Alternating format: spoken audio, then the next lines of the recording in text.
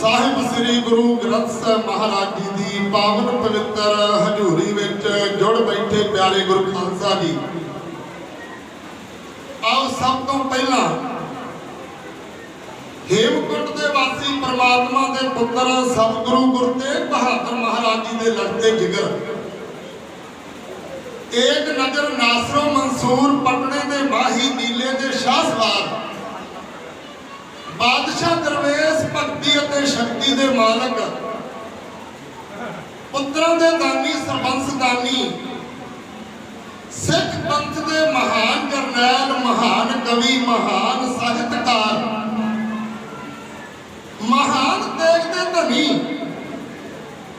ਅਗੰਬਲੇ ਮਰਦ ਆਜ਼ਾਦੀ ਦੇ ਸੱਚੇ ਤੇ ਸੁੱਚੇ ਆਸ਼ਕ ਸਾਹਿਬਾ ਕਮਾਲ ਸ੍ਰੀ ਗੁਰੂ ਗੋਬਿੰਦ ਸਿੰਘ ਜੀ ਮਹਾਰਾਜ ਜਿਨ੍ਹਾਂ ਨੇ ਇਸ ਖਾਲਸੇ ਪੰਥ ਨੂੰ ਇੱਕ ਬਹੁਤ ਵੱਡੀ ਦੇਣ ਦਿੱਤੀ ਹੈ,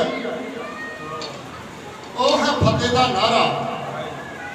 ਇਸ ਫਤਿਹ ਨੂੰ ਵਜਾਉਣ ਦੇ ਨਾਲ ਇਸ ਫਤਿਹ ਦਾ ਜਾਪ ਕੀਤਿਆਂ ਸਰੀਰ ਵਿੱਚ ਆਈਆਂ ਹੋਈਆਂ ਕਮਜ਼ੋਰੀਆਂ, ਸਰੀਰ ਨੂੰ ਲੱਗੇ ਹੋਏ ਸੰਤਾਪ ਦੁੱਖ ਦਲਿੱਦਰ ਸਾਰੇ ਦੂਰ ਹੋ ਜਾਂਦੇ ਨੇ। ਦੋ ਵਾਰ ਉਸ ਅਕਾਲ ਪੁਰਖ ਵਾਹਿਗੁਰੂ ਦਾ ਸਿਮਰਨ ਹੁੰਦਾ। जिस बंदे ने जिस प्राणी ने कदे भी उस अकाल पुरख वाहिगुरू का शुकराना ना किया होवे, धन्नवाद ना किया होवे, उस संगत विच आवे। जदों भी कोई रागी ढाडी कमीशन कथा वाचक बुलारा इस स्टेज ते पहुंचता है, वो सब तो पहला फतेह दे नाल सांझ पाउंदा सिख संगत दे नाल, ओहदे नाल मिल के फतेह दे नाल सांझ पावे। एक ते दो बार अकाल पुरख वाहिगुरू का सिमरन होगा अते उहदी हाजरी सच्ची दरगाह के अंदर लग जाएगी। गुरु महाराज जी के चरणों में उहदी हाजरी प्रवान हो जाती है। आओ आप जुड़ बैठे हो उस महान परोपकारी महान तत्वेते महान त्यागी पूर्ण ब्रह्म ज्ञानी संत बाबा दर्शन सिंह जी कुल्ली वाले महापुरख, जिन्होंने इस संसार के उत्ते आके बड़े महान परोपकार किए। प्यारे अज उन्हों की 20वीं बरसी मनाने के लिए नगर पतरामपुर बाबा जी की कुटिया बुढ़ा फार्म विखे पहुंचे हो। आओ आप इस समय नूं अजाई ना गवाई। मैं बेनती कर लवां जेड़े वीर लंगर में सेवा कर रहे हैं वो ते सेवा करी जान, जेड़े इधर उधर एवें ही समा व्यर्थ गवा रहे हैं ना, महापुरख भी इहो ही हिदायत करते हैं कि प्यारे गुरु खालसा जी जे संगत में आए हो कि अपने घर के कामां धंधा नूं छड्ड के आ ही गए, जाओ संगत में बह के दीवान सरवण करो, बाणी सरवण करो, इतिहास सरवण करो, तुहाडा समा सफला हो जाए। जेड़े वीर लंगर में सेवा कर रहे हैं, जिन्हां दी ड्यूटी लगी हुई है, उहदे लंगर में सेवा करी जान। जेड़े इधर उधर एवें ही रुखां दे थल्ले खलो के मोटरसाइकिलों के उत्ते बह के वीर गल्लां मारी जांदे ने, ये समा लेखे में नहीं लग रहा। प्यारिओ महापुरखों दी खुशियां लैण वास्ते इस पावन पवित्र स्थान के उत्ते पहुंचे। आओ मैं फतेह नाल सांझ पाउण लगा। मेरी आवाज सारिआं नूं पहुंच गई होगी। मनना या ना मनना ये तुहाडी अगे मर्जी है। जो महापुरख हिदायत करते हैं कि इस समय नूं अपने ਕਰਨਾ चाहिए, संगत में बह के लाहा लेना चाहिए बंदे नूं। लाहे कारण आया जग, होए मजूर गया ठिकाए ठग। प्राणी तू आया लाहा लैन, लगा कित फकड़े सब मुक्ति चली रहन। दिन भी ढलता जा रहा, रात भी ढलती जा रही है, मुक्ति जा रही है।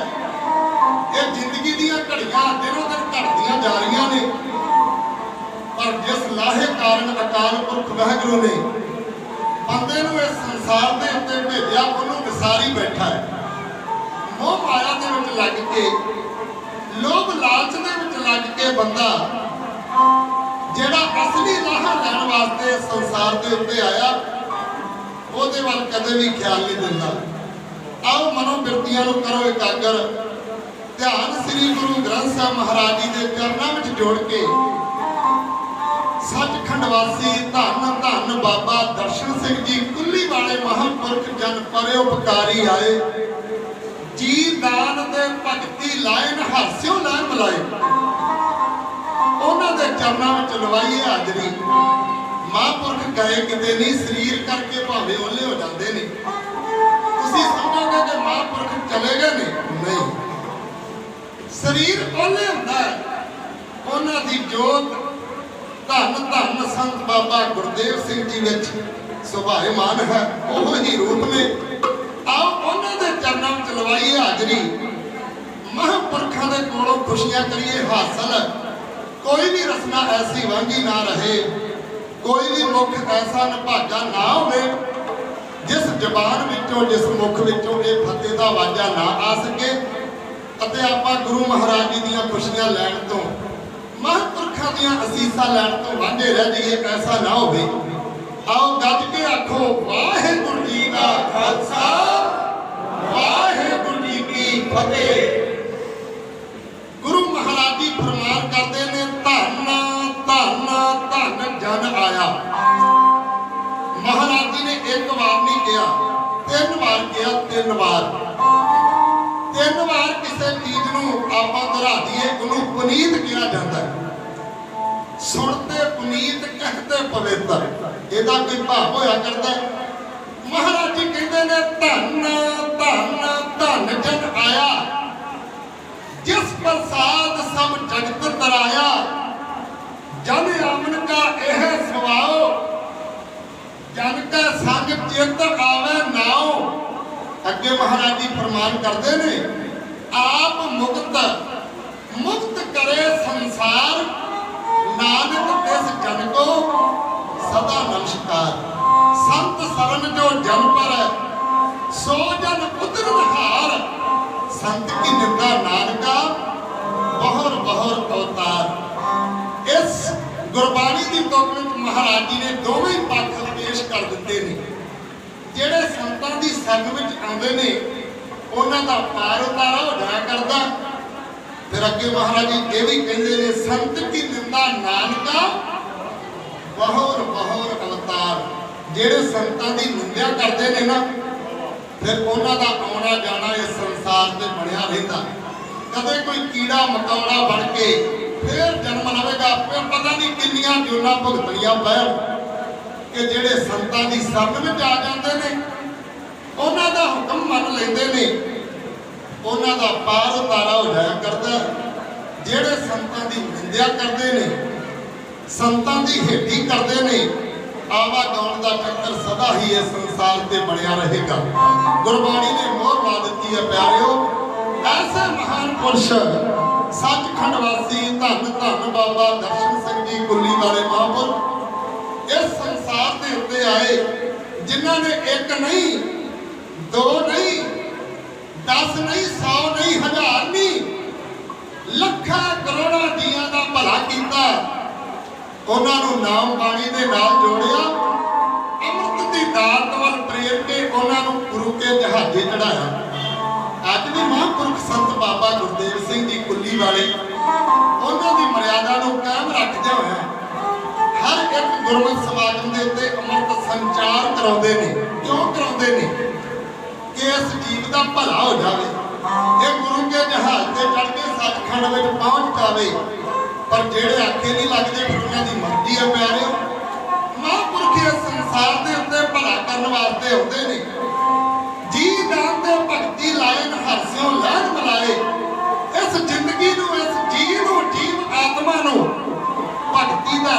दे के उस अकाल पुरख वाहिगुरू दे नाल मिलिया करते हैं, उन्हां दा भला करते हैं। ऐसे महान पुरुष सचखंड वासी धन धन बाबा दर्शन सिंह जी कुल्ली वाले इस संसार के उत्ते आए, जिन्हों ने इस यूपी उत्तराखंड पंजाब की धरती में नहीं पूरे वर्ल्ड के अंदर सिੱਖੀ का प्रचार किया। देशों विदेशों दी सिख संगतां अज भी बाबा जी के नाम तो कुर्बान जांदियां ने। प्यारिओ, आओ एक उस्तत का छातमा पेश करके जो कल दिहाड़ा गया मैं ਉਹਦੇ ਉੱਤੇ बोलना। प्यारिओ, जिस सब्जेक्ट के उत्ते बुलारा बोले, जो भी गुरमत समागम लंघिया होवे, पुरब लंघिया होवे, ਉਹਦੇ ਉੱਤੇ बोलिया जाए तो सिख संगतां नूं पता लग जाता है। जे आपां होर पासे बोलते रहिए फिर सिख संगतां नूं पता नहीं लगेगा कल किहड़ा पुरब गया, उस पुरब का मतलब की है, क्यों मनाया जाता। प्यारिओ, आओ बाबा जी की उस्तत के अंदर मैं एक छंद कहन लगा। बाबा जी का जन्म सन 1920 ਨੂੰ ਕਾਲੇ ਘੜੂਪੁਰ श्री ਅੰਮ੍ਰਿਤਸਰ ਸਾਹਿਬ जी की पावन पवित्र धरती ते पिता बाबा सिंह जी माता अक्षर कौर की पवित्र कुख तो होया। उस धरती ते आके महापुरखा ने बड़े जोड़ किए। महापुरखा का जोड़ा पिछोकड़ है ना, यह भी बड़ा कमाल का है।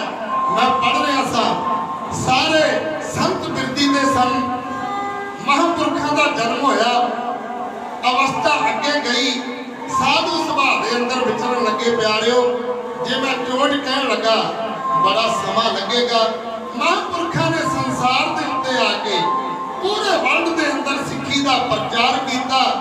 अज भी सिख संगतां दे उन्हां दे नाम तो वारे बलिहारे जांदियां ने। आओ सरवण करो, महापुरखा की वडियाई जैसा करन लगा मैं संत बाबा गुरदेव सिंह जी की किरपा रहमत बख्शिश उन्हां दे आशीर्वाद का सदका स्टेज ते खलोना। प्यारिओ, सब तो पहला महापुरखा का नाम ध्याईदा।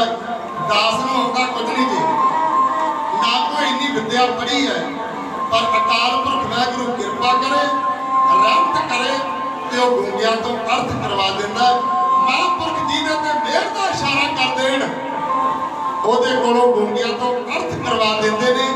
ਆਓ ਬਾਬਾ ਦਰਸ਼ਨ ਸਿੰਘ ਦੀ ਕਮਾਈ ਧਨ ਹੈ, ਇਸ ਉਸਤਤ ਨੂੰ ਸਰਵਣ ਕਰੋ। ਢਾਡੀ ਜਥਾ ਹੈ ਇੰਜ ਬਿਆਨ ਕਰਦਾ।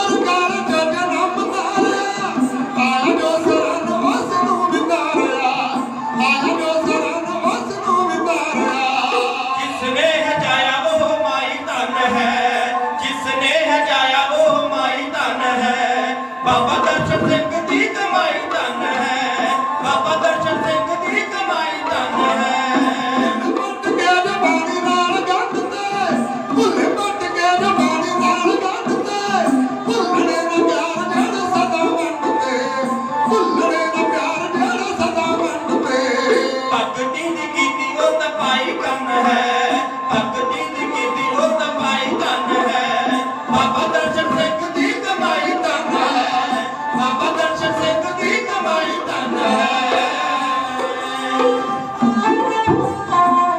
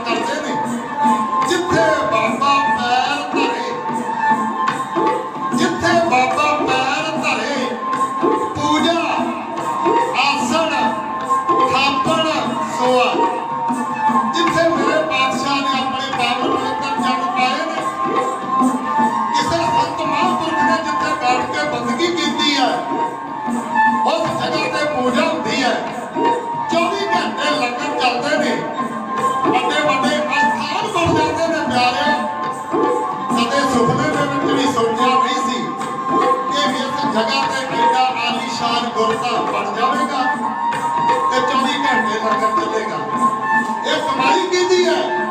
किसी समय महापुरखा ने इत्थे बैठ के भजन बंदगी कीता होवेगा, अपने पावन पवित्र मुख चों कोई ऐसा वचन कढ़ दिता होवेगा जिहड़ा एडा वड्डा गुरबस्थान अज महापुरख संत बाबा गुरदेव सिंह जी ने तैयार कर दिता है। ये बंदगी का प्रताप है, घर कमाई महापुरख संत बाबा गुरदेव सिंह जी कुल्ली वाले जिन्हों की बहुत वड्डी कमाई है। प्यारिओ, जिद्दण तो यह स्थान बनया नींह पत्थर रखा गया, 24 घंटे लंगर अटुट गुरु का वरत रहा। रस्त किसी को मंगण नहीं जाते महापुरख कि इन्ने पैसे जेजा का माया लाओ, नहीं। महापुरखों की हदायत है 1 रुपया भी किसी के कोलों मंगण नहीं जाना। रस्तां दे ढेर लग जाते हैं। ये महापुरखों की जिंदगी का प्रताप है। आओ सरवण करो, बाबा दर्शन सिंह की कमाई धन है।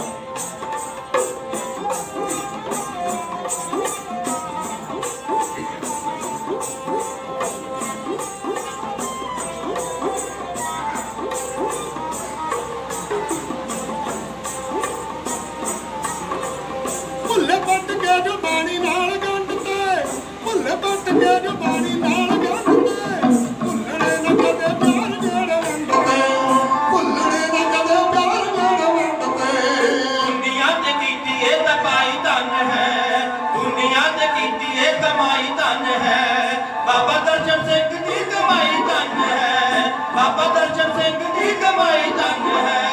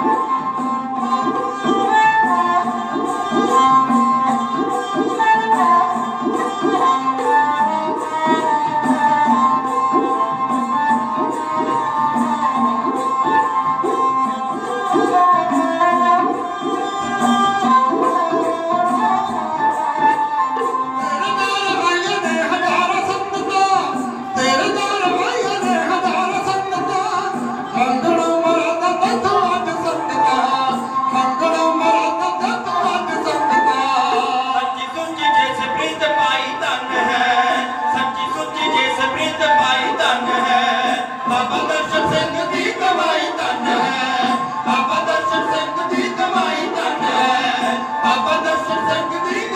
धन है, बाबा दर्शन सिंह दी कमाई धन है। बाबा दर्शन सिंह की कमाई धन है, बाबा गुरदेव सिंह की कमाई धन है। ओह ही जोत संत बाबा गुरदेव सिंह जी के अंदर विराजमान है। फर्क नहीं समझना चाहिए। शरीर सदा भी इस संसार से नहीं रहिंदा, पर जोतना तो वही रहिंदी है। साडे गुरु साहबान 10 गुरु साहबान होए, गुरु नानक पातशाह महाराज जी सचखंड बयाना करके ओहो ही जोत गुरु अंगद देव जी के अंदर टका के नाम तो ओहो ही गुरु नानक पातशाह वाला, पर शरीर बदलिया। प्यारिओ, अज संत बाबा गुरदेव सिंह जी महापुरखों की बहुत वड्डी घर कमाई है, जिहड़े घर घर जाके लोगों को नाम बाणी के नाल जोड़ रहे हैं, अमृत छकण वास्ते प्रेरणा करते हैं।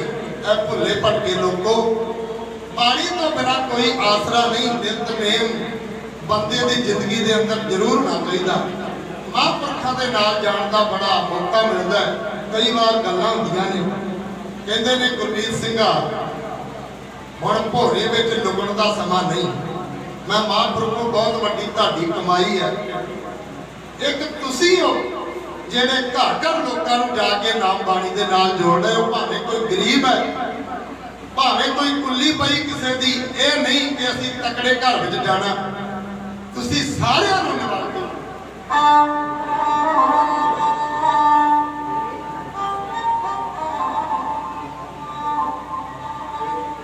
ਸੰਤ ਬਾਬਾ ਗੁਰਦੇਵ ਸਿੰਘ ਜੀ ਕੁੱਲੀ ਵਾਲੇ ਮਹਾਂਪੁਰਖਾਂ ਵੱਲੋਂ ਇਸ ਨਟੀਨ ਢਾਡੀ ਜਥੇ ਨੂੰ ਬਹੁਤ ਬਹੁਤ ਅਸ਼ੀਰਵਾਦ ਆਇਆ। ਮੈਂ ਮਹਾਂਪੁਰਖਾਂ ਦੀ ਤੰਦਰੁਸਤੀ ਵਾਸਤੇ ਅਰਦਾਸਾਂ ਬੇਨਤੀਆਂ ਜੋਦਰੀਆਂ ਕਰਦਾ ਹਾਂ ਕਿ ਅਕਾਲ ਪੁਰਖ ਵਾਹਿਗੁਰੂ ਐਸੇ ਮਹਾਂਪੁਰਖਾਂ ਨੂੰ ਤੰਦਰੁਸਤੀ ਦੀਆਂ ਦਾਤਾਂ ਅਤੇ ਦੀਰਘ ਆਯੂ ਬਖਸ਼ੋ ਜੋ ਲੰਬੇ ਸਮੇਂ ਤੱਕ ਇਹਨਾਂ ਸਿੱਖ ਸੰਗਤਾਂ ਦੀ ਸੇਵਾ ਕਰ ਸਕਣ ਅਤੇ ਪੰਥ ਦੀ ਸੇਵਾ ਕਰ ਸਕਣ। ਭੁੱਲੇ ਭਟਕੇ ਲੋਕਾਂ ਨੂੰ ਨਾਮ ਬਾਣੀ ਦੀਆਂ ਦਾਤਾਂ ਵੰਡ ਕੇ ਸੱਚਖੰਡ ਦਾ ਰਾਹ ਵਿਖਾ ਸਕਣ। ਸੱਚਖੰਡ ਦਾ ਰਾਹ ਵਿਖਾ ਸਕਦੇ ਨੇ, ਮਹਾਂਪੁਰਸ਼ ਵਿਖਾ ਸਕਦੇ ਨੇ। ਨਹੀਂ ਤੇ ਸਾਡੇ ਵਰਗੇ ਤੇ ਭੁੱਲੇ ਫਿਰਦੇ ਨੇ, ਕਦੀ ਇਸ ਪਾਸੇ ਠੇਡੇ ਖਾ ਲੇ, ਕਦੀ ਇਸ ਪਾਸੇ ਠੇਡੇ ਖਾ ਲੇ। ਸੰਤ ਕਾ ਮਾਰਗ ਧਰਮ ਕੀ ਪੌੜੀ ਕੋ ਵਡ ਭਾਗੀ ਪਾਏ। ਜਿਹਨੂੰ ਸੰਤਾਂ ਦਾ ਸੰਗ ਹੋ ਜਾਵੇ ਨਾ, ਉਹਦੇ ਤੋਂ ਵੱਡਾ ਵਡਭਾਗਾ ਬੰਦਾ ਇਸ ਸੰਸਾਰ ਦੇ ਉੱਤੇ ਕੋਈ ਨਹੀਂ। ਬਾਪੂ ਲੱਖਾ ਸਿੰਘ ਜੀ ਜਿਹੜੇ ਅਜੀਤਪੁਰ ਨਗਰ ਤੋਂ ਨੇ, ਸਾਡੇ ਰੇੜ ਵਿਖੇ ਬਹੁਤ ਜ਼ਿੰਮੇਵਾਰੀ ਦੇ ਨਾਲ ਇਹ ਸੇਵਾ ਨਿਭਾ ਰਹੇ ਨੇ। ਕਿਆ ਨਹੀਂ, ਉਸਤਤ ਨਹੀਂ, ਵਡਿਆਈ ਨਹੀਂ, ਘਰ ਵਿੱਚ ਕਿਸੇ ਗੱਲ ਦਾ ਘਾਟਾ ਥੋੜੀ ਹੈ। ਕੋਈ ਕਹਿੰਦਾ ਹੋਵੇਗਾ ਕਿ ਬਾਪੂ ਗੁਰਦੁਆਰੇ ਬੈਠਾ ਹੈ, ਨਹੀਂ, ਬਾਪੂ ਜੀ ਨੇ ਕਿਸੇ ਗੱਲ ਦਾ ਘਾਟਾ ਨਹੀਂ। ਮਸ਼ੀਨਰੀ ਦਾ ਘਰ ਵਿੱਚ ਕੋਈ ਅੰਤ ਨਹੀਂ। ਮਹਾਂਪੁਰਖਾਂ ਨੇ ਐਸੀ ਬਖਸ਼ਿਸ਼ ਕੀਤੀ ਇਸ ਪਰਿਵਾਰ ਦੇ ਉੱਤੇ, ਪਰ ਉਹਨਾਂ ਦੇ ਬਚਨਾਂ ਨੂੰ ਮੰਨਦਿਆਂ ਹੋਇਆ ਅੱਜ ਵੀ ਜਿਹੜਾ ਅਸਥਾਨ ਡੇਢ ਵਿਖੇ ਮਹਾਂਪੁਰਖਾਂ ਨੇ ਤਿਆਰ ਕੀਤਾ, ਉਸ ਜਗ੍ਹਾ ਤੇ ਬੜੀ ਸ਼ਰਧਾ ਭਾਵਨਾ ਦੇ ਨਾਲ ਇਹ ਦਿਨ ਰਾਤ ਸੇਵਾ ਕਮਾ ਰਹੇ ਨੇ। ਪਿਆਰਿਓ, ਬਹੁਤ ਵੱਡੀ ਇਹ ਵੀ ਇੱਕ ਘਰ ਕਮਾਈ ਹੋਇਆ ਕਰਦੀ ਹੈ। ਆਓ ਆਪ ਜੀ ਦਾ ਧਿਆਨ ਮੈਂ ਉਸ ਸਮੇਂ ਲੈ ਚੱਲਾਂ, ਕਿਉਂਕਿ ਸਮਾਂ ਵੀ ਭੱਜਾ ਜਾ ਰਿਹਾ ਹੈ। ਸਮਾਂ ਕਿਸੇ ਦਾ ਲਿਹਾਜ਼ ਨਹੀਂ ਕਰਦਾ। ਪਿਆਰਿਓ, ਸ੍ਰੀ ਗੁਰੂ ਗ੍ਰੰਥ ਸਾਹਿਬ ਮਹਾਰਾਜ ਜੀ ਨੂੰ ਤਿਆਰ ਕਰਨ ਦੀ ਲੋੜ ਕਿਉਂ ਪਈ? ਕੋਈ ਤੇ ਕਾਰਨ ਹੋਵੇਗਾ। ਪਿਆਰਿਓ, ਸ੍ਰੀ ਗੁਰੂ ਗ੍ਰੰਥ ਸਾਹਿਬ ਮਹਾਰਾਜ ਜੀ ਦੀ ਬਾਣੀ ਇਕੱਤਰ ਕਰਨ ਦੀ ਜ਼ਰੂਰਤ ਮਹਾਰਾਜ ਜੀ ਨੂੰ ਕਿਉਂ ਪਈ? ਪਿਆਰਿਓ, ਬਹੁਤ ਵੱਡੀ ਲੋੜ ਸੀ। ਸਤਿਗੁਰੂ ਗੁਰੂ ਅਰਜਨ ਪਾਤਸ਼ਾਹ ਮਹਾਰਾਜ ਜੀ ਨੇ ਸ੍ਰੀ ਹਰਿਮੰਦਰ ਸਾਹਿਬ ਜੀ ਦੀ ਰਚਨਾ ਕੀਤੀ। ਗੁਰੂ ਨਾਨਕ ਨੇ ਸਿੱਖੀ ਦਾ ਲਾਇਆ ਬੂਟਾ, ਸੋਹਣੇ ਫਲ ਤੇ ਫੁੱਲ ਸੀ ਆਉਣ ਲੱਗੇ। ਪੰਚਮ ਪਾਤਸ਼ਾਹ ਇਸ ਦੀ ਮਹਿਕ ਗਾਈ, ਸਾਰੇ ਜੱਗ ਦੇ ਵਿੱਚ ਖਡਾਉਣ ਲੱਗੇ। ਸੱਚਖੰਡ ਹਰਿਮੰਦਰ ਨੂੰ ਕਰ ਪੂਰਾ, ਜੀਵਨ ਜੁਗਤ ਦੀ ਜਾਗ ਸਿਖਾਉਣ ਲੱਗੇ। ਉਧਰ ਸਿੱਖੀ ਦੇ ਖਾਤਮੇ ਲਈ, ਉਧਰ ਵੇਖੋ ਜੀ ਸਿੱਖੀ ਦੇ ਖਾਤਮੇ ਲਈ ਦੋਖੀ ਸੋਟਾਂ ਦੇ ਘੋੜੇ ਦੜਾਉਣ ਲੱਗੇ। ਹਰਿਮੰਦਰ ਸਾਹਿਬ ਪੂਰਾ ਹੋ ਗਿਆ।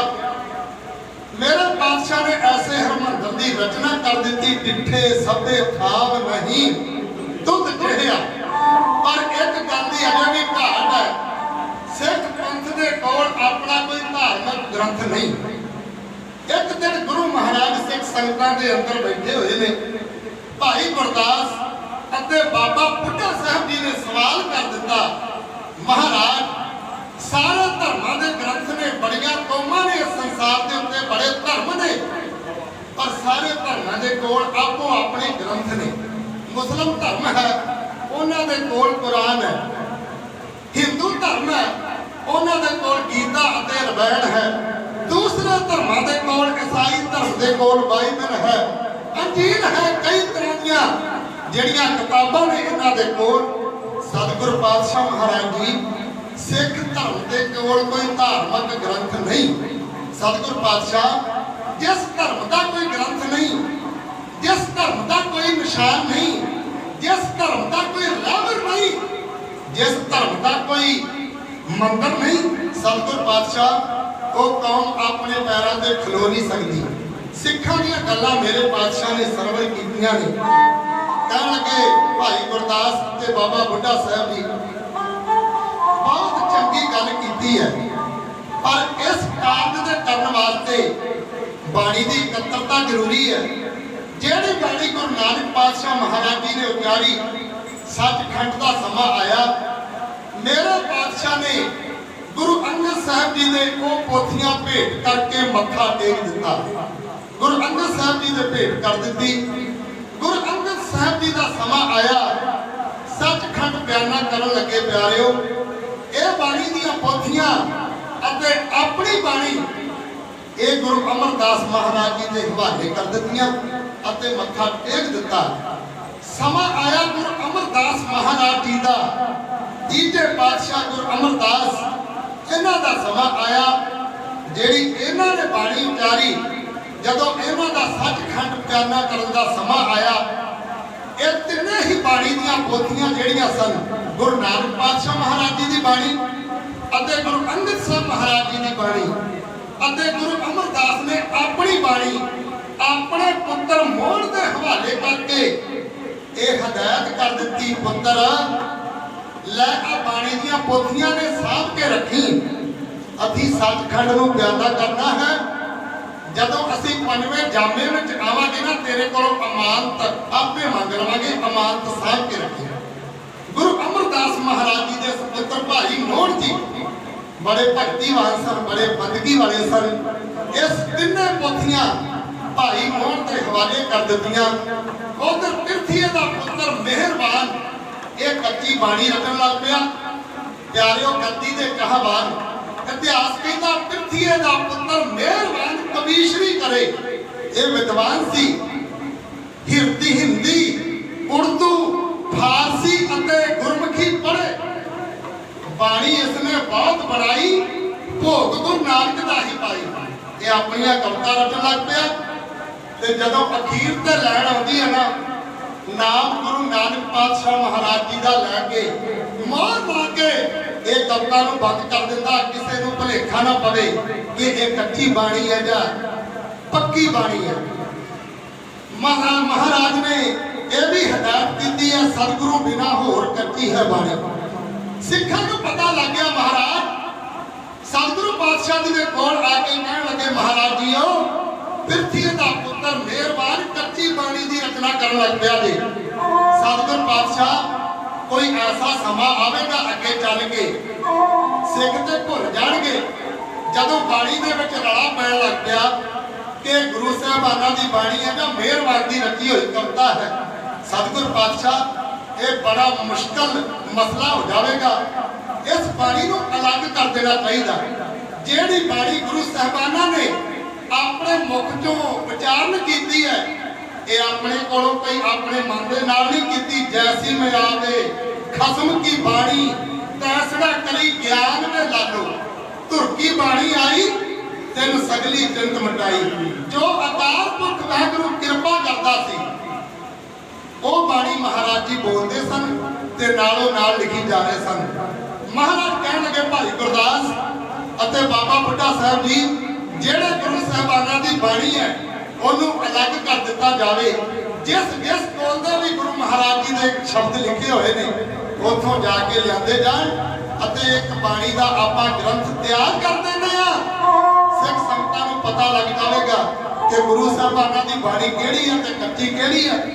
ਭਾਈ ਗੁਰਦਾਸ ਕਹਿਣ ਲੱਗੇ, ਮਹਾਰਾਜ ਤੀਜੇ ਪਾਤਸ਼ਾਹ ਨੇ ਜਿਹੜੀਆਂ ਪੋਥੀਆਂ ਭਾਈ ਮੋਹਣ ਨੂੰ ਦਿੱਤੀਆਂ ਸਨ, ਸਤਿਗੁਰ ਪਾਤਸ਼ਾਹ, ਉਹ ਬਾਣੀ ਭਾਈ ਮੋਹਣ ਦੇ ਕੋਲ ਗੋਂਦਵਾਲ ਸਾਹਿਬ ਮੌਜੂਦ ਹੈ। ਸਤਿਗੁਰ ਪਾਤਸ਼ਾਹ ਗੁਰੂ ਅਮਰਦਾਸ ਮਹਾਰਾਜ ਜੀ ਹਦਾਇਤ ਕਰਦੇ ਸਨ, ਪੁੱਤਰ ਇਸ ਅਮਾਨਤ ਨੂੰ ਸਾਂਭ ਕੇ ਰੱਖੀ, ਜਦੋਂ ਸਮਾਂ ਆਵੇਗਾ ਲੈ ਲਵਾਂਗੇ। ਸਤਿਗੁਰ ਪਾਤਸ਼ਾਹ ਉਹ ਬਾਣੀ ਦੀਆਂ ਪੋਥੀਆਂ ਆਪਾਂ ਭਾਈ ਮੋਹਣ ਦੇ ਕੋਲੋਂ ਗੋਂਦਵਾਲ ਸਾਹਿਬ ਜਾ ਕੇ ਲੈ ਆਉਂਦੇ ਆ, ਜਿਹੜੀ ਤਿੰਨ ਗੁਰੂ ਸਾਹਿਬਾਨਾਂ ਦੀ ਬਾਣੀ ਹੈ। ਮੇਰੇ ਪਾਤਸ਼ਾਹ ਨੇ ਭਾਈ ਗੁਰਦਾਸ ਨੂੰ ਹੁਕਮ ਕੀਤਾ ਕਿ ਭਾਈ ਗੁਰਦਾਸ, ਬੜੀ ਚੰਗੀ ਗੱਲ ਕੀਤੀ ਹੈ। ਭਾਈ ਗੁਰਦਾਸ ਨੂੰ ਗੋਂਦਵਾਲ ਭੇਜਣ ਵਾਸਤੇ ਸਿੱਖਾਂ ਨੂੰ ਨਾਲ ਤਿਆਰ ਕੀਤਾ। ਮੰਜ਼ਲਾਂ ਨੂੰ ਮਾਰਦੇ ਹੋਏ ਭਾਈ ਗੁਰਦਾਸ ਸਿੱਖਾਂ ਸਮੇਤ ਗੋਂਦਵਾਲ ਸਾਹਿਬ ਜੀ ਦੀ ਪਾਵਨ ਪਵਿੱਤਰ ਧਰਤੀ ਤੇ ਪਹੁੰਚੇ ਨੇ। ਪਿਆਰਿਓ, ਇਤਿਹਾਸ ਵਿੱਚ ਜ਼ਿਕਰ ਆਉਂਦਾ ਜੇ ਇਤਿਹਾਸ ਨੂੰ ਖੋਲੀਏ ਗ੍ਰੰਥਾਂ ਵਿੱਚੋਂ ਪਤਾ ਲੱਗਦਾ ਹੈ। ਅੱਜ ਕੱਲ੍ਹ ਸਾਡੇ ਪ੍ਰਚਾਰਕ ਤੇ ਸਾਡੇ ਇਤਿਹਾਸ ਨੂੰ ਆਪ ਹੀ ਵਿਗਾੜੀ ਜਾ ਰਹੇ ਨੇ। ਇਹ ਗੱਲ ਕਿਵੇਂ ਹੋ ਗਈ ਪਿਆਰਿਓ? ਜਿਹੜੇ ਪੁਰਾਤਨ ਗ੍ਰੰਥ ਨੇ ਸੂਰਜ ਪ੍ਰਕਾਸ਼, ਮਹਿਮਾ ਪ੍ਰਕਾਸ਼, ਉਹਨਾਂ ਨੂੰ ਪੜ੍ਹ ਕੇ ਆਪ ਜਦੋਂ ਵੇਖੋਗੇ ਨਾ ਉਹਦੇ ਵਿੱਚ ਪਤਾ ਲੱਗੇਗਾ ਕਿ ਗੁਰੂ ਸਾਹਿਬਾਨਾਂ ਨੇ ਕੀ ਕੌਤਕ ਕੀਤੇ ਨੇ। ਭਾਈ ਗੁਰਦਾਸ ਮੰਡਲਾਂ ਨੂੰ ਮਾਰਦੇ ਹੋਏ ਗੋਂਦਵਾਲ ਸਾਹਿਬ ਜੀ ਦੀ ਪਾਵਨ ਪਵਿੱਤਰ ਧਰਤੀ ਤੇ ਭਾਈ ਮੋਹਨ ਦੇ ਕੋਲ ਪਹੁੰਚੇ ਨੇ। ਭਾਈ ਮੋਹਨ ਜੀ ਗੁਰੂ ਅਮਰਦਾਸ ਮਹਾਰਾਜ ਜੀ ਦੇ ਸੁਪੁੱਤਰ, ਇਹ ਗੁਰੂ ਅਰਜਨ ਪਾਤਸ਼ਾਹ ਮਹਾਰਾਜ ਜੀ ਦੇ ਮਾਮਾ ਜੀ ਲੱਗਦੇ ਨੇ, ਰਿਸ਼ਤੇ ਵਿੱਚ ਮਾਮਾ ਜੀ ਪਹੁੰਚੇ ਨੇ। ਭਾਈ ਮੋਹਨ ਦਾ ਦਰਵਾਜ਼ਾ ਬੰਦ ਹੈ, ਸਮਾਧੀ ਲੱਗੀ ਹੋਈ ਹੈ, ਭਗਤੀ ਵਿੱਚ ਲੀਨ ਨੇ। ਭਾਈ ਗੁਰਦਾਸ ਨੇ ਮੋਹਨ ਦੇ ਦਰਵਾਜ਼ੇ ਦੇ ਅੱਗੇ ਜਾ ਕੇ ਦਰਵਾਜ਼ਾ ਦਿੱਤੀਆਂ, ਭਾਈ ਮੋਹਨ ਜੀ ਗੁਰੂ ਸਾਹਿਬਾਨਾਂ ਨੇ ਘੱਲਿਆ ਹੈ, ਜਰਾ ਦਰਵਾਜ਼ਾ ਖੋਲੋ, ਆਪ ਜੀ ਦੇ ਨਾਲ ਕੋਈ ਗੱਲ ਕਰਨੀ ਹੈ। ਪਰ ਕਿੱਥੇ, ਐਸਾ ਬੰਦਗੀ ਵਿੱਚ ਲੀਨ ਆ ਪਿਆਰਿਓ। ਪਰ ਭਾਈ ਗੁਰਦਾਸ ਵੀ ਉਹਦੀ ਸਮਾਧੀ ਨਾ ਖੋਲ ਸਕੇ। ਹਾਰ ਕੇ ਵਾਪਸ ਮੁੜ ਆਏ ਅੰਮ੍ਰਿਤਸਰ ਸਾਹਿਬ ਜੀ ਦੀ ਪਾਵਨ ਪਵਿੱਤਰ ਧਰਤੀ ਤੇ। ਕਹਿਣ ਲੱਗੇ ਮਹਾਰਾਜ ਭਾਈ ਮੋਹਨ ਜੀ ਦੀ ਸਮਾਧੀ ਦੀ ਖੁੱਲੀ ਬੰਦਗੀ ਵਿੱਚ ਇੰਨਾ ਲੀਨ ਹੈ। ਬਾਬਾ ਬੁੱਢਾ ਸਾਹਿਬ ਜੀ ਨੂੰ ਹੁਕਮ ਹੋਇਆ, ਬਾਬਾ ਬੁੱਢਾ ਜੀ ਤੁਸੀਂ ਜਾਓ ਸਿੱਖਾਂ ਨੂੰ ਨਾਲ ਲੈ ਕੇ, ਤੁਸੀਂ ਗੁਰੂ ਘਰ ਦੇ ਅਨੰਦ ਸ਼ਰਧਾਲੂ ਹੋ, ਜੁਗਤੀ ਦੇ ਜਾਣੂ ਹੋ, ਤੁਸੀਂ ਭਾਈ ਮੋਹਨ ਦੇ ਕੋਲੋਂ ਜਾ ਕੇ ਬਾਣੀ ਲੈ ਆਓ। ਬਾਬਾ ਬੁੱਢਾ ਸਾਹਿਬ ਜੀ ਸਿੱਖਾਂ ਨੂੰ ਨਾਲ ਲੈ ਕੇ ਉਸ ਗੋਂਦਵਾਲ ਸਾਹਿਬ ਜੀ ਦੀ ਪਾਵਨ ਪਵਿੱਤਰ ਧਰਤੀ ਤੇ ਪਹੁੰਚੇ ਨੇ। ਮੋਹਨ ਦੇ ਚਬਾਰੇ ਦੇ ਦਰਵਾਜ਼ੇ ਦੇ ਅੱਗੇ ਜਾ ਕੇ ਬਾਬਾ ਬੁੱਢਾ ਸਾਹਿਬ ਜੀ ਨੇ ਬੂਹਾ ਬੜਾ ਖੜਕਾਇਆ। ਜਦੋਂ ਬੂਹਾ ਖੜਕਾਇਆ ਆਵਾਜ਼ਾਂ ਦਿੱਤੀਆਂ ਸਿੱਖਾਂ ਸਮੇਤ, ਮੋਹਨ ਜੀ ਤੁਹਾਨੂੰ ਮਿਲਣ ਵਾਸਤੇ ਆਏ ਆ, ਬੂਹਾ ਖੋਲੋ, ਗੁਰੂ ਸਾਹਿਬਾਨਾਂ ਨੇ ਘੱਲਿਆ। ਪਰ ਮੋਹਨ ਦੀ ਸਮਾਧੀ ਨਹੀਂ ਖੋਲ ਸਕੇ ਬਾਬਾ ਬੁੱਢਾ ਸਾਹਿਬ ਜੀ ਨੇ। ਇੰਨੀ ਕਰਨੀ ਦੇ ਮਾਲਕ ਹਾਰ ਕੇ ਫਿਰ ਵਾਪਸ ਮੁੜ ਆਏ ਨੇ। ਇਤਿਹਾਸ ਕਹਿੰਦਾ ਕਿ ਬਾਬਾ ਬੁੱਢਾ ਸਾਹਿਬ ਜੀ ਨੇ ਜੋਸ਼ ਵਿੱਚ ਆ ਕੇ ਪਿਛਲੇ ਪਾਸੇ ਪੌੜੀ ਵੀ ਲਾ ਕੇ ਚੜ ਗਏ ਨੇ ਵੇਖਣ ਵਾਸਤੇ। ਪਰ ਭਾਈ ਮੋਹਨ ਜੀ ਸਮਾਧੀ ਵਿੱਚ ਲੀਨ ਨੇ, ਸਮਾਧੀ ਨਹੀਂ ਖੁੱਲੀ। ਬਾਬਾ ਬੁੱਢਾ ਸਾਹਿਬ ਜੀ ਨੇ ਉਹ ਪੋਥੀਆਂ ਵੇਖ ਲੀਆਂ, ਪਾਲਕੀ ਵਿੱਚ ਸਜਾਈਆਂ ਹੋਈਆਂ ਨੇ। ਪਾਲਕੀ ਵਿੱਚ ਪੋਥੀਆਂ ਦਾ ਬੜਾ ਸਤਿਕਾਰ ਕਰਦੇ ਨੇ ਭਾਈ ਮੋਹਨ ਜੀ। ਉਸ ਪਾਲਕੀ ਦਾ ਜ਼ਿਕਰ ਅਗਲੇ ਹਿੱਸੇ ਵਿੱਚ ਮੈਂ ਜਾ ਕੇ ਕਰਾਂਗਾ ਕਿ ਉਸ ਪਾਲਕੀ ਦੀ ਮੁਰੰਮਤ ਕਰਨ ਵਾਸਤੇ ਸੇਵਾ ਕਿਹਨਾਂ ਨੂੰ ਮਿਲੀ, ਆਪ ਜੀ ਦੇ ਸਾਹਮਣੇ ਸੀਨ ਆਵੇਗਾ। ਬਾਬਾ ਬੁੱਢਾ ਸਾਹਿਬ ਜੀ ਵਾਪਸ ਮੁੜ ਆਏ, ਨਹੀਂ ਸਮਾਧੀ ਖੋਲ ਸਕੇ। ਅੰਮ੍ਰਿਤਸਰ ਸਾਹਿਬ ਜੀ ਦੀ ਪਾਵਨ ਪਵਿੱਤਰ ਧਰਤੀ ਤੇ ਆਏ, ਕਹਿਣ ਲੱਗੇ ਗੁਰੂ ਸਾਹਿਬਾਨ ਬਾਬਾ ਬੁੱਢਾ ਜੀ ਬਾਣੀ ਲੈ ਆਇਓ। ਬਾਬਾ ਬੁੱਢਾ ਸਾਹਿਬ ਜੀ ਮੁਸਕਰਾਏ, ਕਹਿੰਦੇ ਮਹਾਰਾਜ ਉਹਦੀ ਤੇ ਸਮਾਧੀ ਨਹੀਂ ਖੁੱਲੀ, ਮੈਂ ਵੀ ਹਾਰ ਕੇ ਵਾਪਸ ਮੁੜ ਆਇਆ ਹਾਂ। ਗੁਰੂ ਅਰਜਨ ਪਾਤਸ਼ਾਹ ਮਹਾਰਾਜ ਜੀ ਕਹਿਣ ਲੱਗੇ ਬਾਬਾ ਬੁੱਢਾ ਜੀ ਉਹਦੀ ਸਮਾਧੀ ਇਸ ਤਰ੍ਹਾਂ ਨਹੀਂ ਖੁੱਲੇਗੀ, ਉਹਦੀ ਸਮਾਧੀ ਹੁਣ ਸ਼ਬਦ ਖੋਲੇਗਾ, ਸ਼ਬਦ। ਸਿੱਖਾਂ ਨੂੰ ਨਾਲ ਲੈ ਕੇ ਮਹਾਰਾਜ ਨੇ ਜੋੜਾ ਵੀ ਅੰਮ੍ਰਿਤਸਰ ਸਾਹਿਬ ਲਾ ਦਿੱਤਾ। ਸਿੱਖਾਂ ਨੂੰ ਨਾਲ ਲੈ ਕੇ ਨੰਗੇ ਪੈਰੀ ਗੋਂਦਵਾਲ ਸਾਹਿਬ ਜੀ ਦੀ ਪਾਵਨ ਪਵਿੱਤਰ ਧਰਤੀ ਵੱਲ ਨੂੰ ਤੁਰ ਪਏ ਨੇ। ਮੰਜ਼ਲਾਂ ਨੂੰ ਮਾਰਦੇ ਹੋਏ ਗੁਰੂ ਅਰਜਨ ਪਾਤਸ਼ਾਹ ਮਹਾਰਾਜ ਅਕਾਲ ਪੁਰਖ ਵਾਹਿਗੁਰੂ ਦਾ ਕਰਦੇ ਹੋਏ ਸ਼ੁਕਰਾਨਾ ਗੋਂਦਵਾਲ ਸਾਹਿਬ ਜੀ ਦੀ ਪਾਵਨ ਪਵਿੱਤਰ ਧਰਤੀ ਤੇ ਪਹੁੰਚੇ ਨੇ। ਮਹਾਰਾਜ ਕਹਿਣ ਲੱਗੇ ਸਿੱਖੋ ਆਵਾਜ਼ ਨਹੀਂ ਦੇਣੀ, ਅਸੀਂ ਉਹਨੂੰ ਇਹ ਨਹੀਂ ਕਹਿਣਾ ਦਰਵਾਜ਼ਾ ਖੋਲ, ਦਰਵਾਜ਼ਾ ਉਹਦਾ ਸ਼ਬਦ ਖੋਲੇਗਾ, ਸ਼ਬਦ। ਮਹਾਰਾਜ ਕਹਿਣ ਲੱਗੇ ਸਿੱਖੋ ਇਹਦੇ ਦਰਵਾਜ਼ੇ ਦੇ ਅੱਗੇ ਵਿਛਾਈ ਕਰ ਦਿੱਤੀ ਜਾਵੇ, ਵਧੀਆ ਵਿਛਾਈ ਕਰਕੇ ਚਾਦਰਾਂ ਵਿਛਾ ਦਿੱਤੀਆਂ ਜਾਣ। ਮਹਾਰਾਜ ਰਾਜ ਦੇ ਆਪ ਮਾਹਰ ਸਨ, ਸਰੰਦਾ ਨਾਲ ਲੈ ਕੇ ਗਏ ਸਨ ਮਹਾਰਾਜ। ਅੱਜ ਵੀ ਸੱਚਖੰਡ ਸ੍ਰੀ ਹਰਿਮੰਦਰ ਸਾਹਿਬ ਆਖਦਾ ਜਦੋਂ ਰਾਗੀ ਜਨ ਕੀਰਤਨ ਕਰਦੇ ਨੇ, ਸਰੰਦਾ ਨਾਲ ਲੈ ਕੇ ਗਏ ਸਨ ਮਹਾਰਾਜ ਜੀ। ਜਿੱਥੇ ਵਿਛਾਈ ਕੀਤੀ ਸਿੱਖਾਂ ਨੇ ਦਰਵਾਜ਼ੇ ਦੇ ਅੱਗੇ ਸਮਾਧੀ ਮਾਰ ਕੇ ਬਹਿ ਗਏ ਨੇ, ਹੱਥ ਵਿੱਚ ਲਿਆ ਸਰੰਦਾ, ਅਕਾਲ ਪੁਰਖ ਵਾਹਿਗੁਰੂ ਨੂੰ ਕਰਕੇ ਯਾਦ, ਜਿਵੇਂ ਮੇਰੇ ਪਾਤਸ਼ਾਹ ਨੇ ਮੋਹਨ ਦਾ ਨਾਮ ਲੈ ਕੇ ਸ਼ਬਦ ਉਚਾਰਨ ਕੀਤਾ ਅਤੇ ਮੋਹਨ ਦੀ ਸਮਾਧੀ ਕਿਵੇਂ ਖੁੱਲਦੀ ਹੈ, ਢਾਡੀ ਕਥਾ ਇਸ ਚੀਜ਼ ਨੂੰ ਹੈ।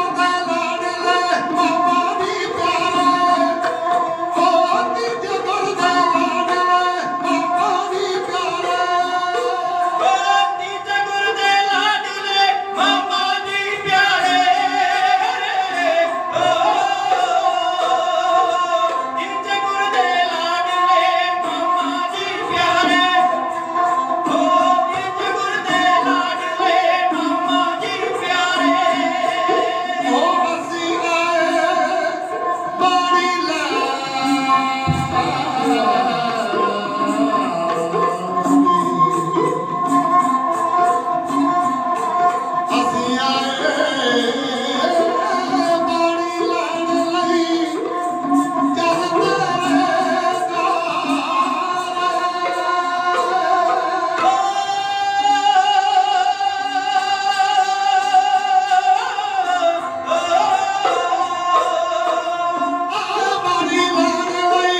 ਤੇਰੇ ਬਾਣੀ ਲੈਣ ਲਈ ਜਦ ਤੇਰੇ ਅਸੀਂ ਆਏ ਬਾਣੀ ਲੈਣ ਲਈ ਚੱਲ ਤੇਰੇ ਦੁਆਰੇ ਅਸੀਂ ਆਏ ਬਾਣੀ ਲੈਣ ਲਈ ਚੱਲ ਤੇਰੇ ਦੁਆਰੇ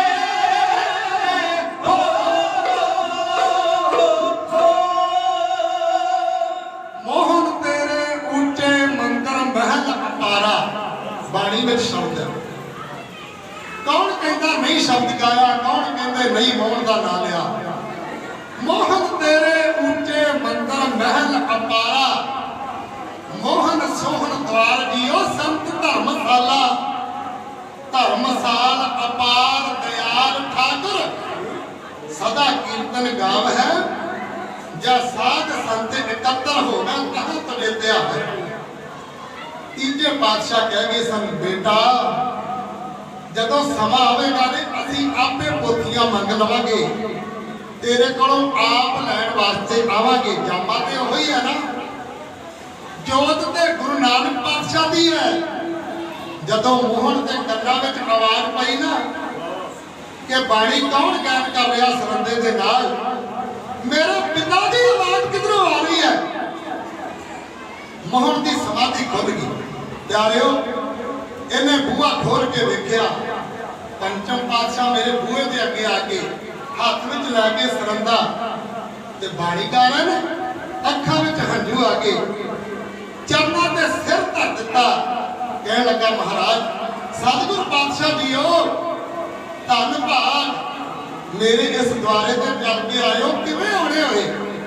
ਕੋਈ ਪਰਵਣਾ ਕਿਸੇ ਦੇ ਘਰ ਚਲੇ ਜਾਵੇ ਨਾ, ਕੋਈ ਕੰਮ ਬਣਾਵੇ ਦੱਸਿਆ ਬਣਾਵੇ, ਆਪਾਂ ਪੁੱਛੀਦਾ ਨਾ ਸਕਦਾ ਕਿਵੇਂ ਆਉਣੇ ਹੋਏ, ਕੀ ਕੰਮ ਪੈ ਗਿਆ, ਇੰਨੇ ਜ਼ਰੂਰੀ ਕੰਮ ਵਾਸਤੇ ਆਏ ਹੋ। ਭਾਈ ਮੋਹਨ ਜੀ ਕਹਿਣ ਲੱਗੇ ਕਿਵੇਂ ਆਉਣੇ ਹੋਏ ਪਾਤਸ਼ਾਹ ਜੀਓ? ਰਿਸ਼ਤੇ ਵਿੱਚ ਮਾਮਾ ਜੀ ਲੱਗਦੇ ਨੇ, ਬੜੀ ਗੂੜੀ ਰਿਸ਼ਤੇਦਾਰੀ ਹੈ। ਪਾਤਸ਼ਾਹ ਕਹਿਣ ਲੱਗੇ ਭਾਈ ਮੋਹਨ ਜੀ ਤੀਸਰੇ ਜਾਮੇ ਵਿੱਚ ਵਾਅਦਾ ਕੀਤਾ ਸੀ ਤੁਹਾਡੇ ਕੋਲ ਬਾਣੀ ਦੀਆਂ ਪੋਥੀਆਂ ਨੇ, ਅਸੀਂ ਆਪੇ ਮੰਗ ਲਵਾਂਗੇ। ਪੰਜਵੇਂ ਜਾਮੇ ਵਿੱਚ ਆ ਕੇ ਹੁਣ ਸਾਨੂੰ ਜ਼ਰੂਰਤ ਪਈ ਹੈ, ਜਿਹੜੀ ਬਾਣੀ ਤੁਹਾਡੇ ਕੋਲ ਹੈ ਪੋਥੀਆਂ ਨੇ ਉਹ ਸਾਡੇ ਹਵਾਲੇ ਕਰ ਦਿੱਤੀਆਂ ਜਾਣ।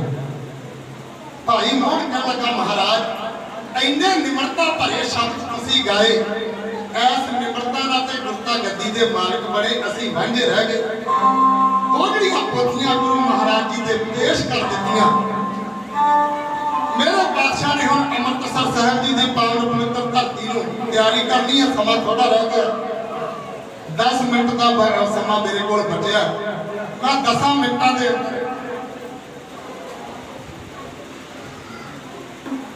ਮਹਾਂਪੁਰਖਾਂ ਵੱਲੋਂ ਬਹੁਤ ਬਹੁਤ ਆਸ਼ੀਰਵਾਦ ਇਸ ਢਾਡੀ ਜਥੇ ਨੂੰ ਪਹੁੰਚਾ। ਮਹਾਰਾਜ ਕਿਰਪਾ ਕਰੇ, ਰਹਿਮਤ ਕਰੇ, ਸਿੱਖ ਪੰਥ ਦੀ ਸੇਵਾ ਕਰਨ ਦੀ ਹੋਰ ਤਾਕਤ ਬਲ ਅਤੇ ਉਦਮ ਬਖਸ਼ੇ ਤੇ ਮਹਾਂਪੁਰਖ ਇਹ ਜਥੇ ਨੂੰ ਆਸ਼ੀਰਵਾਦ ਦਿੰਦੇ ਰਹਿਣ। ਅਸੀਂ ਤੇ ਮਹਾਂਪੁਰਖਾਂ ਦੇ ਆਸ਼ੀਰਵਾਦ ਦੀ ਉਡੀਕ ਕਰਦੇ ਰਹਿੰਦੇ ਹਾਂ। ਕਦੋਂ ਯੂਪੀ ਦੀ ਧਰਤੀ ਤੇ ਜਦੋਂ ਪੰਜਾਬ ਚਲੇ ਜਾਂਦੇ ਨੇ ਕਿ ਕਦੋਂ ਮਹਾਂਪੁਰਖ ਆਉਣ, ਦਰਸ਼ਨ ਦਿਦਾਰੇ ਕਰੀਏ, ਪ੍ਰਵਚਨ ਸਰਵਣ ਕਰਕੇ ਆਪਣੇ ਜੀਵਨ ਦੀਆਂ ਘੜੀਆਂ ਨੂੰ ਸਫਲਾ ਕਰੀਏ। ਬਾਪੂ ਰੱਖਾ ਸਿੰਘ ਜੀ ਬੜਾ ਪਿਆਰ ਮੇਰਾ ਇਹਨਾਂ ਦਾ, ਉਹ ਵੀ ਜਥੇ ਨੂੰ ਆਸ਼ੀਰਵਾਦ ਭੇਜਦੇ ਨੇ। ਬਜ਼ੁਰਗਾਂ ਦੀ ਦੁਨੀਆ ਵਿੱਚੋਂ ਮੇਰੇ ਬਜ਼ੁਰਗਾਂ ਦੇ ਸਮਾਨ ਨੇ, ਕਿਉਂਕਿ ਬਜ਼ੁਰਗਾਂ ਦਾ ਜਿਹੜਾ ਆਸ਼ੀਰਵਾਦ ਹੈ ਨਾ ਇਹ ਬੱਚਿਆਂ ਨੂੰ ਚੜ੍ਹਦੀ ਕਲਾ ਵਿੱਚ ਲੈ ਜਾਂਦਾ ਹੈ। ਬਹੁਤ ਬਹੁਤ ਆਸ਼ੀਰਵਾਦ ਤੁਹਾਡੀ ਜਥੇ ਨੂੰ ਆਇਆ। ਮਹਾਰਾਜ ਕਿਰਪਾ ਕਰੇ ਇਹਨਾਂ ਨੂੰ ਤੰਦਰੁਸਤੀ ਦੀ ਦਾਤ ਬਖਸ਼ੇ। ਜਿਸ ਤਰ੍ਹਾਂ ਇਹ ਰੇਡ ਸੇਵਾ ਨਿਭਾ ਰਹੇ ਨੇ, ਹੋਰ ਚੜ੍ਹਦੀ ਕਲਾ ਦੇ ਨਾਲ ਸੇਵਾ ਨਿਭਾਉਂਦੇ ਰਹੇ। ਮੇਰੇ ਪਾਤਸ਼ਾਹ ਦੇ ਸਾਹਮਣੇ ਭਾਈ ਮੋਹਨ ਨੇ ਪੋਥੀਆਂ ਰੱਖ ਦਿੱਤੀਆਂ। ਹੁਣ ਅੰਮ੍ਰਿਤਸਰ ਸਾਹਿਬ ਨੂੰ ਤਿਆਰੀ ਕਰਨੀ ਹੈ ਕਿ ਪੋਥੀਆਂ ਖੜੀਆਂ ਕਈਆਂ ਕਿਵੇਂ ਜਾਣ। ਦੇਖੋ ਬਾਣੀ ਦਾ ਸਤਿਕਾਰ ਮੇਰੇ ਪਾਤਸ਼ਾਹ ਕਿਵੇਂ ਕਰਨ ਲੱਗੇ ਨੇ।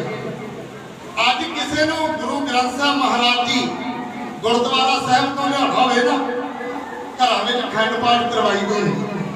ਆਪਾਂ ਕਹਿੰਦੇ ਗੁਰਮੁਖ ਪਿਆਰਿਆ ਮਹਾਰਾਜ ਜੀ ਦਾ ਸਵਾਰਾ ਚੁੱਕ, ਕਹਿੰਦੇ ਬਾਬਾ ਜੀ ਤੁਸੀਂ ਚੁੱਕ ਲਓ, ਮੈਂ ਨਹਾਤਾ ਨਹੀਂ।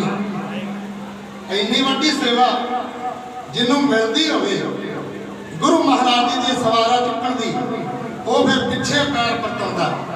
ਜਦੋਂ ਅਖੰਡ ਪਾਠ ਸਾਹਿਬ ਜੀ ਦਾ ਭੋਗ ਪੈਂਦਾ ਨਾ ਪਿਆਰਿਓ, ਪਤਾ ਹੁੰਦਾ ਕੀ ਹੈ, 5 ਸਿੰਘ ਲੱਭਣੇ ਵੀ ਮੁਸ਼ਕਲ ਹੋ ਜਾਂਦੇ ਨੇ। ਮੁਸ਼ਕਲ ਅੱਗੇ ਜਲ ਸ਼ਿੰਗਾਰ ਕਰਨ ਵਾਸਤੇ, ਜੋਰ ਕਰਨ ਵਾਸਤੇ ਤਾਂ ਗ੍ਰੰਥੀ ਸਿੰਘ ਮੌਜੂਦ ਹੁੰਦਾ ਹੈ। ਜੇ ਕਿਸੇ ਨੂੰ ਕਹੀਏ ਨਾ ਜਲ ਦਾ ਛਿੜਕਾਅ ਕਰ, ਉਹ ਦੂਸਰੇ ਨੂੰ ਕਹਿੰਦਾ ਤੂੰ ਫੜ ਲਾ ਡੋਲੂ, ਬਾਲਟੀ ਵਾਲਾ ਜਲ ਤੂੰ ਫੜ ਲਾ, ਤੂੰ ਜਾ ਗੁਰਦੁਆਰਾ ਸਾਹਿਬ ਗੁਰੂ ਮਹਾਰਾਜ ਜੀ ਨੂੰ ਲੈ ਕੇ। ਕੀ ਡਰ ਲੱਗਦਾ ਜਿਹਦੇ ਕੋਲੋਂ ਦਾਤਾਂ ਮੰਗਦੇ ਹੋ? ਜਦੋਂ ਦੁੱਖ ਆਉਂਦਾ ਭੱਜਦੇ ਹੋ ਫਿਰ ਗੁਰੂ ਦਰਬਾਰ ਵੱਲ ਨੂੰ। ਬਾਬਾ ਜੀ ਕਰਿਓ ਅਰਦਾਸ, ਜੇ ਜਦੋਂ ਸੇਵਾ ਦਾ ਮੌਕਾ ਬਣਦਾ ਉਦੋਂ ਪੈਰ ਪਛਾਣ ਨੂੰ ਪੁੱਟਣੇ ਨਹੀਂ ਪਿਆਰਿਓ। ਜੋ ਸਾਡੀ ਮਰਿਆਦਾ ਉਹਦੇ ਉੱਤੇ ਕਾਇਮ ਰਹਿਣਾ ਚਾਹੀਦਾ। ਮਹਾਰਾਜ ਕਹਿਣ ਲੱਗੇ ਹੁਣ ਖੜਿਆ ਕਿਵੇਂ ਜਾਵੇ ਪੋਥੀਆਂ ਨੂੰ। ਜਿਸ ਪਾਲਕੀ ਵਿੱਚ ਭਾਈ ਮੋਹਨ ਨੇ ਇਹ ਪੋਥੀਆਂ ਟਿਕਾਈਆਂ ਸਨ, ਉਹੀ ਪਾਲਕੀ ਮੰਗਵਾਈ ਗਈ। ਮੈਂ ਜ਼ਿਕਰ ਕਰ ਦੇਵਾਂ, ਸਮਾਂ ਘੱਟ ਰਹਿ ਗਿਆ। ਜਦੋਂ ਇਹ ਪਾਲਕੀ ਪਿੱਛੇ ਜੇ ਬਿਰਧ ਹੋ ਗਈ ਨਾ, ਇਹਦੀ ਮੁਰੰਮਤ ਕਰਨ ਵਾਸਤੇ, ਸੇਵਾ ਲੈਣ ਵਾਸਤੇ ਹੁਣ ਸ਼੍ਰੋਮਣੀ ਗੁਰਦੁਆਰਾ ਪ੍ਰਬੰਧਕ ਕਮੇਟੀ ਨੇ ਫੈਸਲਾ ਕੀਤਾ ਕਿ ਗੁਰੂ ਮਹਾਰਾਜ ਜੀ ਦੀ ਨਿਸ਼ਾਨੀ ਇਹ ਸਦਾ ਰਹਿੰਦੀ ਦੁਨੀਆ ਤੱਕ ਕਾਇਮ ਰਵੇ। ਬਿਰਧ ਹੋ ਗਈ ਹੈ, ਚੂੜਾਂ ਬੜੀਆਂ ਬਿਰਧ ਹੋ ਗਈਆਂ ਨੇ। ਮਹਾਂਪੁਰਖ ਦੱਸਦੇ ਹੁੰਦੇ ਨੇ ਇਹਦੀ ਸੇਵਾ ਕਿਹਨੂੰ ਦਿੱਤੀ ਜਾਵੇ ਮੁਰੰਮਤ ਵਾਸਤੇ, ਹੋਵੇ ਕੌਣ? ਬੜੀਆਂ ਬੜੀਆਂ ਸੰਪਰਦਾਵਾਂ ਕਹਿੰਦੇ ਇਕੱਠੀਆਂ ਹੋਈਆਂ, ਬੜੇ ਬੜੇ ਲੋਕ ਚਾਹਵਾਨ ਸਨ ਇਹ ਪਾਲਕੀ ਦੀ ਸੇਵਾ ਸਾਨੂੰ ਦਿੱਤੀ ਜਾਵੇ, ਅਸੀਂ ਮੁਰੰਮਤ ਕਰਾਂਗੇ। ਪਰ ਝੋਲੀ ਵਿੱਚ ਕਿਹਦੀ ਪਈ? ਧੰਨ ਧੰਨ ਸੱਚਖੰਡ ਵਾਸੀ ਬਾਬਾ ਦਰਸ਼ਨ ਸਿੰਘ ਜੀ ਕੁੱਲੀ ਵਾਲੇ ਮਹਾਂਪੁਰਖ। ਉਹਨਾਂ ਤੋਂ ਬਰਸ ਆਏ ਮੁੱਖ ਸੇਵਾਦਾਰ ਜਿਹੜੇ ਅੱਜ ਵੀ ਸੁਖਾਸਣ ਸਾਹਿਬ, ਪਾਲਕੀ ਸਾਹਿਬ ਤਿਆਰ ਕਰਕੇ ਪੂਰੇ ਵੰਡ ਦੇ ਅੰਦਰ ਪਹੁੰਚਾ ਰਹੇ ਨੇ ਗੁਰੂ ਘਰਾਂ ਵਿੱਚ। ਇਹ ਸੇਵਾ ਧੰਨ ਧੰਨ ਬਾਬਾ ਗੁਰਦੇਵ ਸਿੰਘ ਜੀ ਦੇ ਹਿੱਸੇ ਆਈ।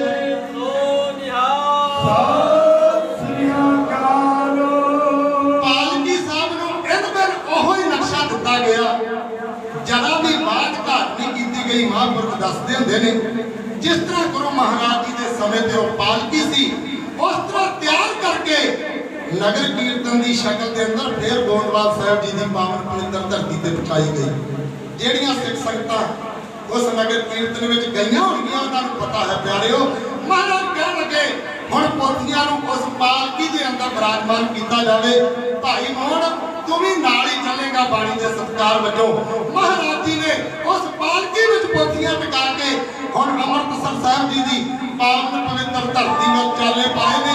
ਅਕਾਲ ਪੁਰਖ ਵਾਹਿਗੁਰੂ ਦਾ ਕਰਦੇ ਹੋਏ ਸ਼ੁਕਰਾਨਾ ਪਹੁੰਚੇ ਨੇ ਅੰਮ੍ਰਿਤਸਰ ਸਾਹਿਬ ਜੀ ਦੀ ਪਾਵਨ ਪਵਿੱਤਰ ਧਰਤੀ ਤੇ। ਖੜਾ ਸਾਹਿਬ ਜੀ ਦੇ ਉੱਤੇ ਜਾ ਕੇ ਇਹ ਪਾਲਕੀ ਟਿਕਾ ਦਿੱਤੀ ਗਈ। ਹੁਣ ਜਿਸ ਜਗ੍ਹਾ ਤੇ ਬਾਣੀ ਲਿਖਵਾਉਣੀ ਸੀ, ਸਮਾਂ ਘੱਟ ਹੈ, ਵਿਸਤਾਰ ਨਾ ਕਰਾਂ।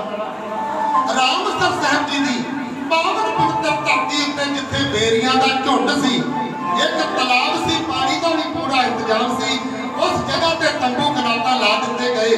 ਕਲਮਾਂ ਦਾ ਇੰਤਜ਼ਾਮ ਕੀਤਾ ਗਿਆ, ਸਿਆਹੀ ਦਾ ਇੰਤਜ਼ਾਮ ਕੀਤਾ ਗਿਆ, ਕਾਗਜ਼ ਦਾ ਇੰਤਜ਼ਾਮ ਕੀਤਾ ਗਿਆ।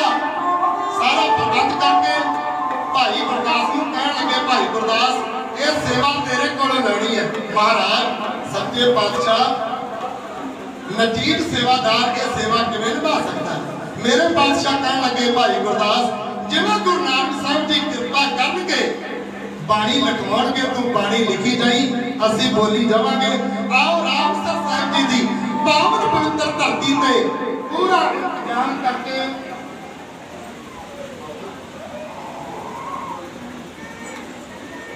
ਪ੍ਰਬੰਧਕਾਂ ਵੱਲੋਂ ਹੁਕਮ ਹੋ ਗਿਆ ਕਿ ਸਮਾਪਤੀ ਮੇਰੀ ਘੜੀ ਦੇ ਮੁਤਾਬਕ 2 ਮਿੰਟ ਜੋ ਮੈਂ ਮੇਰੀ ਘੜੀ ਦੇ ਮੁਤਾਬਕ 2 ਮਿੰਟ ਬਾਕੀ ਸਨ। ਜੋ ਹੁਕਮ ਹੈ ਪ੍ਰਬੰਧਕਾਂ ਦਾ ਉਹ ਸਿਰ ਮੱਥੇ ਤੇ ਮੰਨਣਾ ਪੈਂਦਾ। ਸਮਾਪਤੀ ਕੀਤੀ ਜਾਂਦੀ ਹੈ ਰਾਮਸਰ ਸਾਹਿਬ ਜੀ ਦੀ ਪਾਵਨ ਪਵਿੱਤਰ ਧਰਤੀ ਤੇ। ਮਹਾਰਾਜ ਜੀ ਨੇ ਭਾਈ ਗੁਰਦਾਸ ਦੇ ਪਾਸੋਂ ਇਹ ਸੇਵਾ ਲਈ। ਗੁਰੂ ਮਹਾਰਾਜ ਜੀ ਬਾਣੀ ਬੋਲਦੇ ਨੇ ਅਤੇ ਭਾਈ ਗੁਰਦਾਸ ਜੀ ਬਾਣੀ ਲਿਖ ਰਹੇ ਨੇ।